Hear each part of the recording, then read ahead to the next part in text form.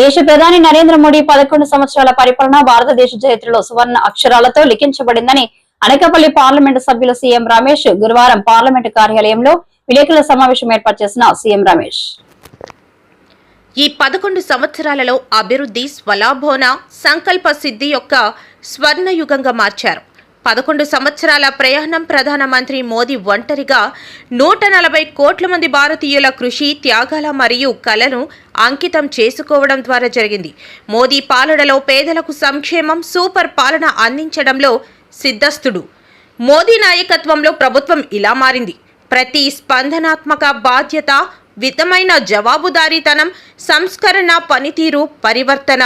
2014 ముందు భారతదేశం అవినీతికి, మోసాలకు, బుజ్జగింపుల రాజకీయాలకు బాధపడిందని ఇప్పుడు అభివృద్ధి, ఆవిష్కరణ, పరివర్తన, రక్షణ ఎగుమతులు భారతదేశం స్వలంభవన పొందుతున్న 30 రెట్లు పెరిగాయి. అవినీతి కుంభకోణాలపై సమయం ముగిసింది, పారదర్శకతను నిర్ధారించింది. గతంలో ప్రభుత్వ పథకాల ప్రయోజనాలు ప్రజలకు చేరలేదు, మధ్యవర్తులు నిధులను మింగేశారు. నేడు ప్రత్యక్ష ప్రయోజన బదిలీలు నిధులను నేరుగా పౌరుల ఖాతాల్లోకి జమ చేస్తున్నారని అన్నారు. ఇంతకు ముందు మనం దిగుమతులపై ఆధారపడి ఉన్నాము. నేడు మేక్ ఇన్ ఇండియా కారణంగా మనం ఎగుమతులలో ముందున్నామని, గతంలో మనం ప్రపంచంలోని పెలుసైన ఆర్థిక వ్యవస్థలలో ఒకటిగా ఉన్నాము. నేడు భారతదేశ 4వ అతిపెద్ద ఆర్థిక వ్యవస్థగా అవతరించే మార్గంలో ఉంది. ప్రధాని మోదీ నాయకత్వంలో భారతదేశం ఇప్పుడు సాహసోపేతమైన నిర్ణయాలు తీసుకోగలరు మరియు ఉగ్రవాదానికి నిర్ణయాత్మక సైనిక ప్రతిస్పందనలతో సహా కొత్త సాధారణలను నిర్వహించగలదు.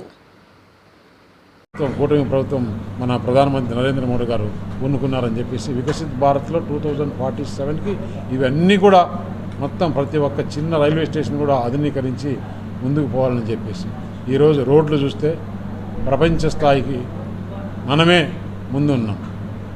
దాదాపు అమెరికాలో ఎన్ని కిలోమీటర్ల రోడ్లు ఉన్నాయో మన ఇండియాలో కూడా అన్ని విధంగా రోడ్లు ఉన్నాయి. ఇంకా ముందు కూడా చాలా developments. Greenfield Chennai to Bengaluru అయితే 3 నేషనల్ హైవేలు, ఒకటి గ్రీన్ఫీల్డ్, ఒకటి హొసూరు నుంచి, ఇంకోటి చిత్తూరు నుంచి కూడా 3 హైవేలు ఉన్నాయి. అలాగే హైదరాబాద్ టు బెంగళూరు కొత్త హైవేలు, చెన్నై నుంచి కలకట్టా 6 లైన్స్, మన అనకాపల్లి టు రాజమండ్రి కూడా బ్యాలెన్స్ ఉండే 6 లైన్స్ కూడా క్యాబినెట్లో శాంక్షన్ కావడం, ఇలాంటి చెప్పుకుంటూ పోతే చాలా ఉన్నాయి. ఇప్పుడు మీకు ముఖ్యంగా చూస్తే చిరు వ్యాపారులు లోన్స్లో 10,000 రూపాయల నుంచి 10 కోట్ల వరకు రకరకాల లోన్స్ కేంద్ర ప్రభుత్వం గ్యారంటీ స్కీమ్తో ఎలాంటి కొలాటరల్ లేకుండా తోపుడు బండ్ల దగ్గర నుంచి ఎంఎస్ఎంఈ వరకు ఎలాంటి కొలాటరల్ లేకుండా లోన్స్ ఇవ్వడం జరిగింది. ఏదైనా కానీ గవర్నమెంట్ నుంచి బెనిఫిట్స్ దాదాపు ఈ 11 సంవత్సరాల్లో డైరెక్ట్గా ప్రజల ఖాతాల్లోకి పోయింది 44 లక్షలు, 44 లక్షల కోట్లు, 44 లక్షల కోట్లు మిడిల్ మ్యాన్ లేకుండా డైరెక్ట్గా ప్రధానమంత్రి అక్కడ బటన్ నొక్కితే ఇక్కడ మొత్తం యావత్ భారతదేశంలో ప్రజల ఖాతాల్లోకి పోవడం. మొట్టమొదటిగా ఈ ప్రభుత్వం వచ్చిన తర్వాతనే రైతు బంధు తీసుకురావడం, స్కీమ్స్ అన్నీ కూడా ఎక్కడ కూడా ఎలాంటి కరప్షన్కు అవకాశం లేకుండా మన క్యాబినెట్ శాంక్షన్ చేసింది.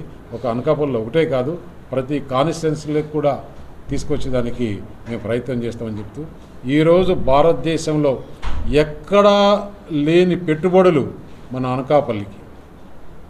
భారతదేశంలో ఉండే 543 కాన్స్టిట్యున్సీల్లో కన్నా అనకాపల్లికి ఈ రోజు వరకు 1 సంవత్సర కాలంలో వచ్చిన శాంక్షన్స్ ఏ పార్లమెంట్ నియోజకవర్గానికి కూడా రాలేదని నేను గర్వంగా చెప్పదలుచును. ఇది కేవలం మన ప్రధానమంత్రి గారు, చంద్రబాబు నాయుడు గారు, పవన్ కళ్యాణ్ ఈ కూటమి ప్రభుత్వంతోనే సాధ్యమైందని చెప్పేసి తెలియజేస్తుంది. ఎందుకంటే 185,000 కోట్లతో NTPC green hydrogen, Nakkapalli SEZ, అలాగే పాయకరావుపేటలో ఆర్సిల్ మిట్టలు స్టీల్ ప్లాంటు, ఇదే కాకుండా మన ర్యాక్ అల్యూమినియం రష్యా వాళ్ళు వచ్చేసి ఇప్పుడు 50% వాటా తీసుకొని దాని చాలా పెద్ద ఎత్తున మోడర్నైజేషన్, వాళ్ళ క్యాపిటల్ పోర్టు ఇవన్నీ రావడం, అదే కాకుండా ఇంకా కొన్ని ఫార్మా ఇండస్ట్రీస్ కానీ ఇంకా కొన్ని కెమికల్ ఇండస్ట్రీస్ కానీ ఇంకా అల్యూమినియం ఇండస్ట్రీస్ కానీ వచ్చేదానికి అవకాశాలు ఉన్నాయి. మన అనకాపల్లిలో ఇప్పటికి దాదాపు 3 లక్షల కోట్లు, ఇంకా రాబోయే కాలంలో కూడా ఇంకొక 3 లక్షల కోట్లతో మొత్తం భారతదేశంలోనే మనం ముందుంటామని చెప్పి తెలియజేస్తూ ఈ 11 సంవత్సరాల్లో చేసిన కార్యక్రమాలు 2047కి ఏ విధంగా ముందుకు తీసుకోవాలి. అలాగే మొన్న చూసాం కాశ్మీర్లో బ్రహ్మాండంగా డెవలప్ అవుతుంది, యువతకంతా ఉద్యోగాలు వస్తుందని చెప్పేసి పాకిస్తాను ఉగ్రవాదులు కాశ్మీర్లో ఏ విధంగా నిర్దాక్షిణ్యంగా మహిళలను పక్కన జరిపి అక్కడ పురుషుల్ని వాళ్ళని కాల్చడం మన భారతదేశం అంతా కూడా దీన్ని చూసాం, ఖండించాం. అందుకే సింధూర్ ఆపరేషన్లో మన భారతదేశం ఏ విధంగా చేసింది, ఏ విధంగా పోరాడింది, అలాగే మళ్ళీ ఎంపీలు కమిటీలంతా కూడా ప్రపంచ దేశాలందరూ కూడా వివరించడం, మన భారతదేశాన్ని ఖ్యాతిని ప్రపంచం అంతా కూడా తెలియాలి. ఈ పాకిస్తాన్ ఉగ్రవాదులు మన భారతదేశం పైన ఏ విధంగా దాడి చేశారు, నిర్దాక్షిణ్యంగా వాళ్ళని కాల్చి చంపారు, ఇవన్నీ కూడా మనం చేశాం. మన వారికి ఇంత ఇబ్బంది జరిగితే ఈ ప్రభుత్వం ఆలస్యం లేకుండా ఏ విధంగా ఉగ్రవాదుల స్థావరాలన్నీ మట్టి గర్భించామో మీరందరూ చూశారు. ఇవన్నీ కూడా మన 11 సంవత్సరాల్లో చేసుకున్నది ఉంది. ఇంకా రాబోయే రోజుల్లో